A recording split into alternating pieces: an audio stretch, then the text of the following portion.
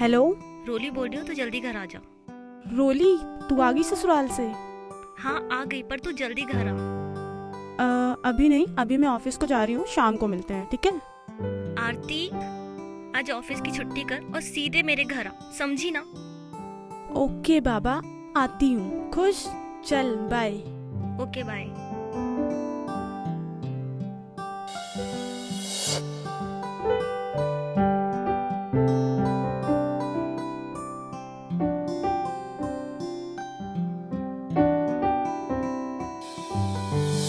एक बात तो माननी पड़ेगी रोली के पापा, शादी हमारे बिटिया की एक ही हुई है इस इलाके में। क्या रौनक थी। अरे भाई, बिटिया की शादी थी, कोई मजाक थोड़ी था।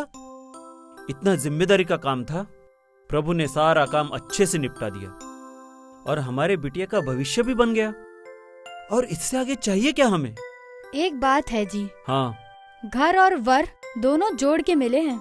रोली की अम्मा, हमने शादीलाल से कह दिया था कि 11,000 अलग से ज्यादा ले ले, लेकिन रिश्ता लाना है तो अच्छा लाना, वरना फोन भी मत करना। वैसे दामाद बाबू लाखों में एक हैं जी। हाँ, ये सब माता पिता के संस्कार है। विजय बाबू मैकेनिकल इंजीनियर है, लेकिन पिता के आगे बात करने की हिम्मत भी नहीं उनमें। वरना आजकल के छोकरे देखो, लव मैरिज के नीचे बात ही नहीं करते। अरे तो हमारी रोली कौन किसी से कम है, बीएससी है और साथ में कंप्यूटर की डिग्री भी है। अरे भाई, ये सब बातें माँ बाप ही तय करते हैं कि बच्चे के भविष्य के लिए क्या अच्छा क्या नहीं। अब हमारे बड़े बाबू को ही देख लो, पिछले साल लाखों का खर्चा करके लड़की की शादी की और 6 महीने के अंदर कोर्ट में केस चला गया, तलाक का केस चल रहा है और बेटी को भी 3रा महीना चल रहा है। देखो क्या जमाना आ गया है। ईश्वर की हम पर असीम कृपा है, समध्याना भी अच्छा मिला है और दामाद बाबू भी। दिल्ली बेंगलोर ढूंढ रहे थे लड़का और लड़का मिला भी तो कहाँ, अपने ही शहर में। क्या संयोग है। बिटिया शादी के बाद पहली बार मैके आई है, उसके लिए कुछ स्पेशल बन रहा है कि नहीं? सब कुछ उसी के पसंद का बना है जी, हमने खाने में कोई कसर नहीं छोड़ी है। हमने महाराज जी को भी बुला लिया है, सारे पकवान रोली के पसंद के ही तैयार हो रहे हैं। अरे वाह, तुम्हारा तो जवाब ही नहीं है। अरे दरवाजा खुला है, अंदर आ जाओ। नमस्ते अंकल जी। नमस्ते आंटी। नमस्ते बेटा। नमस्ते बेटा, आओ।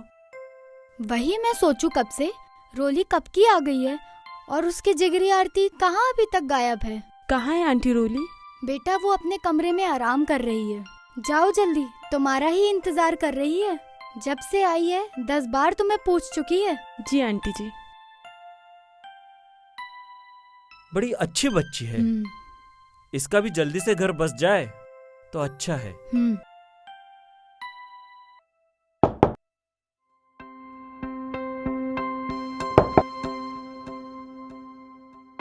वाह रोली मैडम वाह। अरे तू कब आई? अभी। और मैडम वैसे आपकी शादी को 8 दिन ही हुए हैं और अपना बरसों पुराना रिश्ता अभी अभी बने रिश्ते के लिए भुला भी दिया। कैसी है तू? मुझे क्या होगा, मैं बिल्कुल ठीक हूँ। तू सुना, जीजा जी कैसे हैं, ससुराल कैसा है? और एक बात बता, सुहाग रात के दिन जीजा जी ने परेशान तो नहीं किया? तेरे जीजा जी ने तो मुझे इतना परेशान करके रख दिया है, क्या कहूँ। रोली,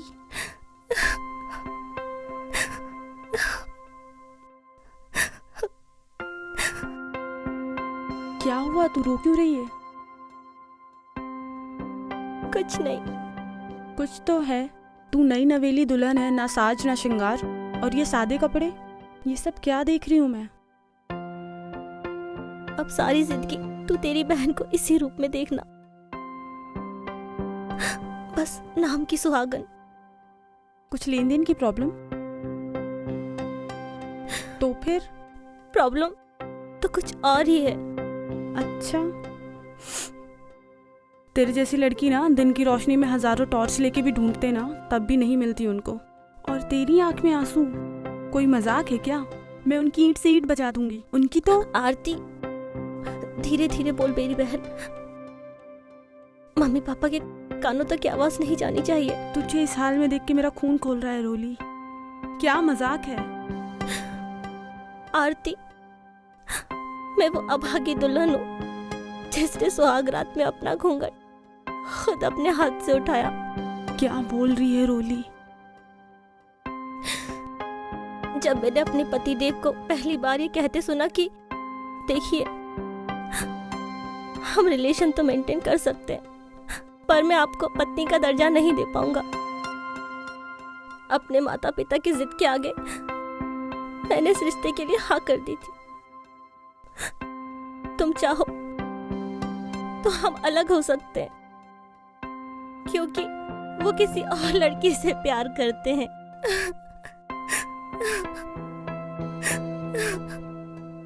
अगर वो किसी और से प्यार करता है तो उसने तुझसे शादी की क्यों? उन्होंने कहा कि उनके माता पिता किसी भी कीमत पे उस लड़की को बहू बनाने के लिए राजी नहीं थे, और ना ही वो तुम्हारे रिश्ते को मना करने के लिए राजी थे। उनके दबाव में आकर मुझे झुकना ही पड़ा। माँ बाप इमोशनल ब्लैकमेल करते हैं और इधर ये जिंदगी, और एक जिंदगी ऐसे दोराहे पे आके खड़ी हो जाती है कि समझ ही नहीं आता कि जाना किधर है। देख आरती, मैं शरीफ माँ बाप की एक पढ़ी लिखी लड़की हूँ। अपमान, तिरस्कार, मान सम्मान की कीमत पर मैं उस आदमी के साथ अश्लीलता से भरा ये जीवन अब नहीं बिता सकती। फिजिकल नीड और गृहस्थ जीवन नदी के दो किनारों की तरह है, जो कभी साथ नहीं मिलते। और जब वो तुझे पत्नी का दर्जा दे ही नहीं सकता तो फिर बचता ही क्या है? मैं उससे तलाक ले लूंगी, वो भी राजी है। और अंकल आंटी, और उनके बारे में सोचा तूने? उनके अरमानों का क्या होगा? बाहर बैठे वो क्या क्या ख्याली पुलाव पका रहे हैं, अपने दामाद बाबू की तारीफ करते नहीं थकते। तूने सोचा है कभी जब उनको पता चलेगा तुम दोनों तलाक चाहते हो, क्या बीतेगी उन पर? ये सदमा वो बर्दाश्त कर भी पाएंगे?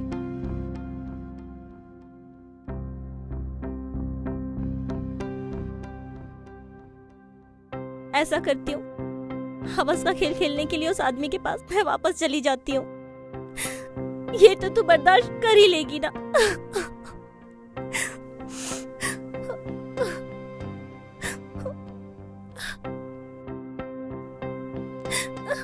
आरती, एक रास्ता और भी है। क्या? मैं आत्महत्या। अब मैं और क्या करूं आरती?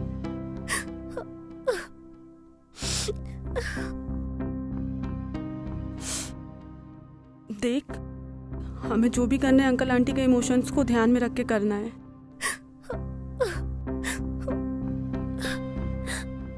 मैं भी कहा अनजान आदमी के साथ में रिश्ता जोड़ने के लिए राजी थी। उनके इमोशन में आकर ही मैंने इस रिश्ते के लिए हाँ की। ये तो तू जानती है ना, आखिर क्या मिला मुझे? तो फिर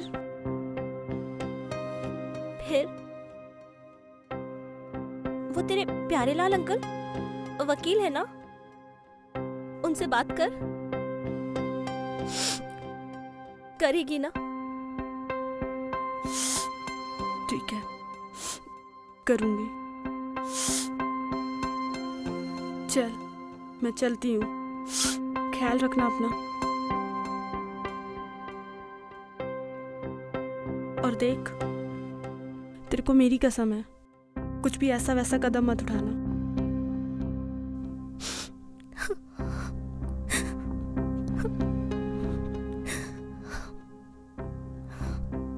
अपना ख्याल रखना।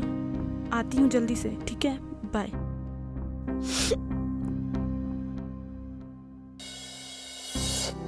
देख भाई, ये टीवी सीरियलों जैसी नाम वाली लड़कियों का चक्कर छोड़ तू। अब शादीशुदा आदमी बन चुका है। चुपचाप भाभी को घर वापस लेकर आ, फिर हनीमून पर निकल जा।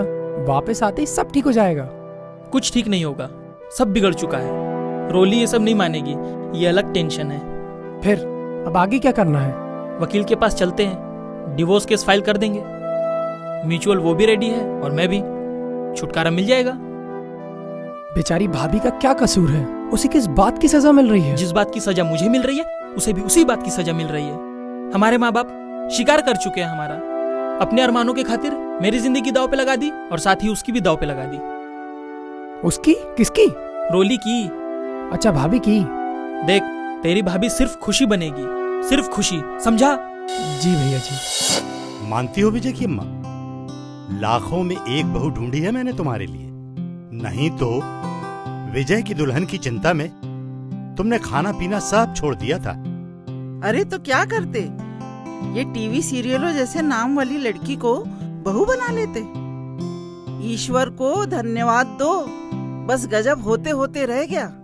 अरे लल्ला के सर पर तो बस खुशी का भूत सवार था। देखो, बहू के जाने से सब और कैसा सूना सूना हो गया है। हाँ, जब बहू घर पर थी तो उसके पायल की रुनझुन पूरे घर में सुनाई देती थी। ये तो सही कहा जी आपने, उसके जाने से सारी रौनक ही चली गई घर की। विजय की अम्मा, वैसे तो बहू 8-10 दिन के लिए गई है, लेकिन तुम विजय को भेजकर कल परसों में उसे बुलवा लेना। मम्मी, हम लोग थोड़ा बाहर जा रहे हैं, आते हैं थोड़ी देर से। ठीक है बेटा।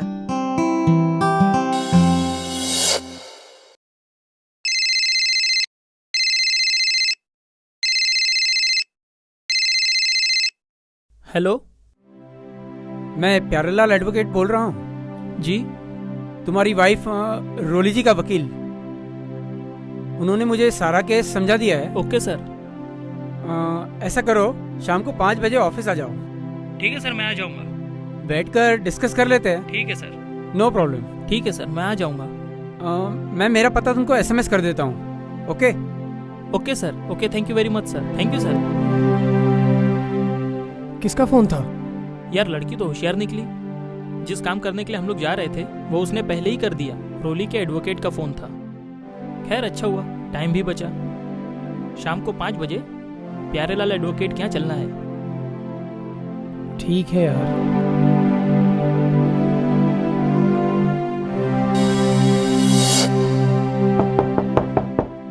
आ जाइए अंदर, बैठिए।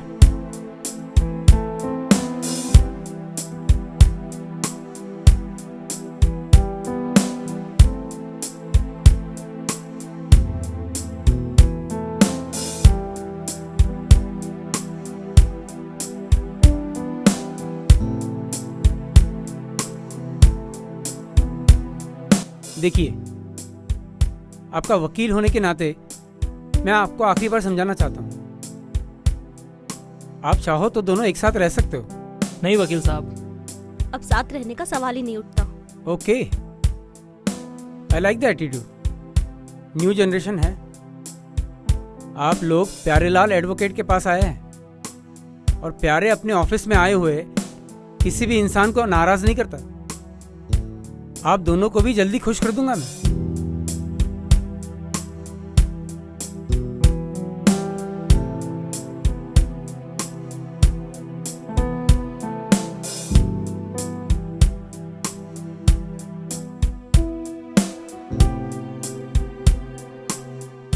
आप यहां साइन कर दीजिए। जी। और रोली जी, आप यहां पे।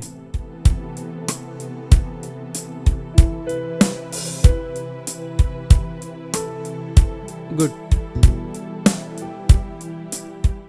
अब मेरी फीस 11,000 रुपए। 5,500 आप देंगे, 5,500 आप देंगे। ठीक है, थैंक यू। आपको नोटिस के द्वारा खुशखबरी मिल जाएगी। ठीक है वकील साहब, आप जा सकते हैं।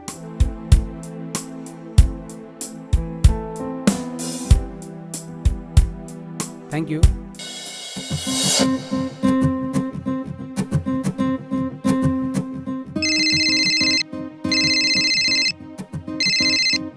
हेलो बेटा, जल्दी घर आ जाओ, तुम्हारे पापा की शुगर लेवल बढ़ गई है, वो बेहोश हो गए हैं। हाँ मम्मी, मैं अभी आया, आप घबराना मत, मैं बस अभी आ रहा हूँ। यार, पापा बेहोश हो गए, उनकी शुगर बहुत बढ़ गई। चल जल्दी गाड़ी स्टार्ट कर। डॉक्टर साहब कैसे है मेरे पापा? चिंता की कोई बात नहीं, ठीक हो जाएंगे। पापा चलिए मैं आपको हॉस्पिटल में एडमिट करवा देता हूँ। नहीं बेटा, मैं हॉस्पिटल नहीं जाना चाहता। तू बस एक काम कर, करेगा ना? हाँ पापा बोलिए। तो जल्दी से जाकर बहू को ले आ, फिर देख मैं कैसा भला चंगा हो जाऊंगा। जा बेटा जा। सुबह से बस रोली को ही याद कर रहे हैं। जा बेटा, जल्दी से जाकर बहू को ले आ घर। ठीक है मम्मी, चलो।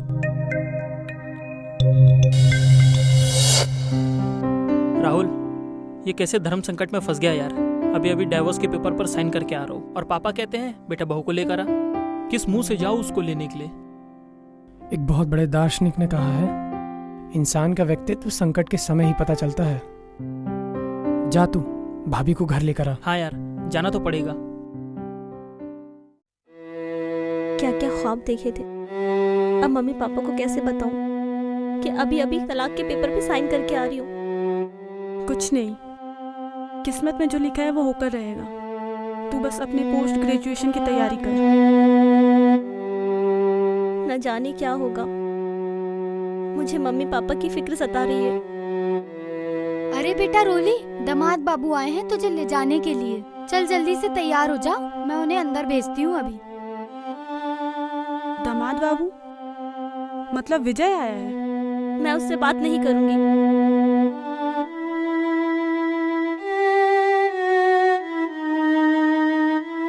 आरती जी, मैं आपसे ही बात करने आया हूँ। मेरे पापा की शुगर बहुत बढ़ गई है, वे बेहोश हो गए हैं और जब से होश में आए हैं बस आपकी सहेली के नाम की रट लगा रखी है। तो जिद कर रहे हैं, जा जल्दी से बहू को लेकर आ।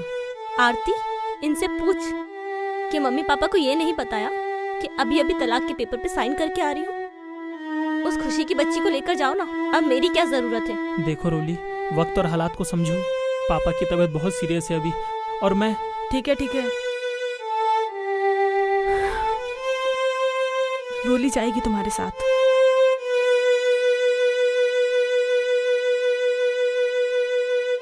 लेकिन कल सुबह मैं खुद और वकील साहब रोली को लेने आएंगे। मंजूर है, तुम बस एक बार पापा को अपनी सूरत दिखा दो, उसके बाद कल मैं खुद तुम्हें छोड़ने आऊंगा।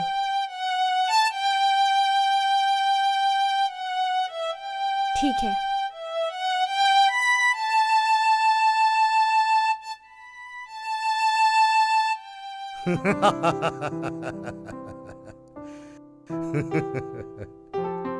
मम्मी जी ये पकड़िए, पापा जी मुंह खोलिए। हाँ।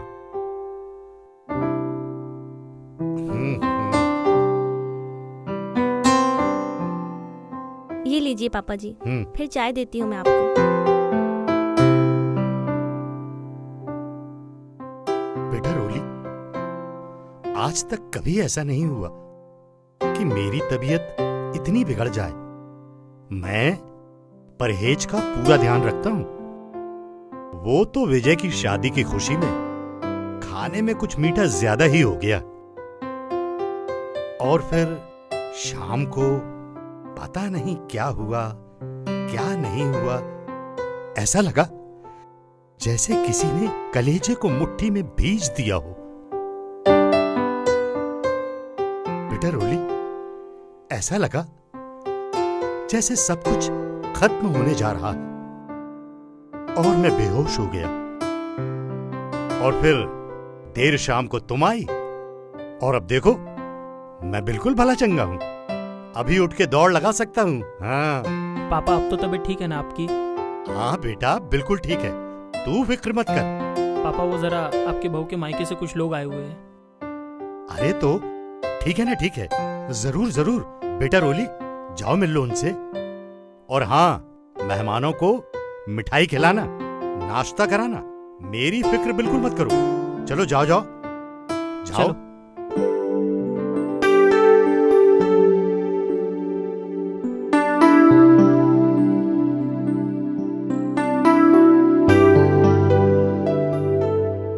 देखिए आरती जी, जो वादा किया वो निभा रहा हूँ। अब आप अपनी सहेली को बड़े आराम से ले जा सकती हैं। चलो आरती।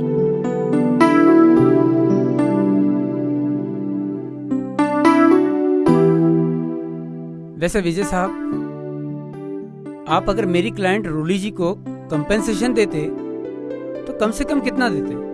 कंपनसेशन? यस, कंपेंसेशन, मुआवजा, हर्जाना।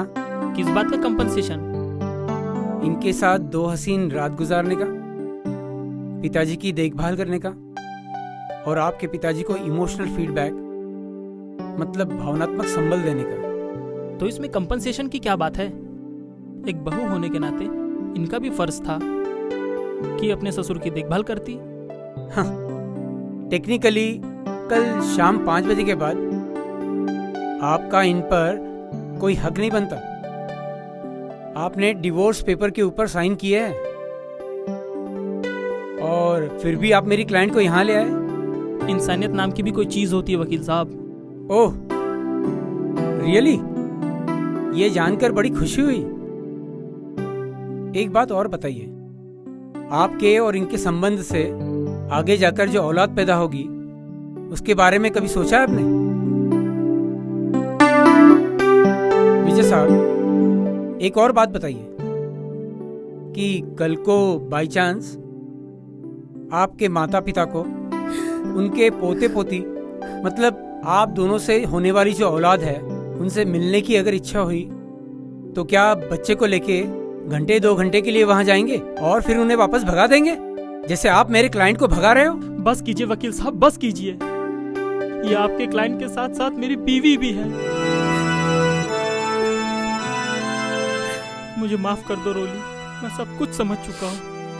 मैं मृग मारीचिका में भटक गया था। जिसे मैं खुशी समझ रहा था, दरअसल वो खुशी थी ही नहीं, मेरी आंखों का भ्रम था। मेरी असली खुशी तो तुम हो, सिर्फ तुम। आज तुमने साबित कर दिया।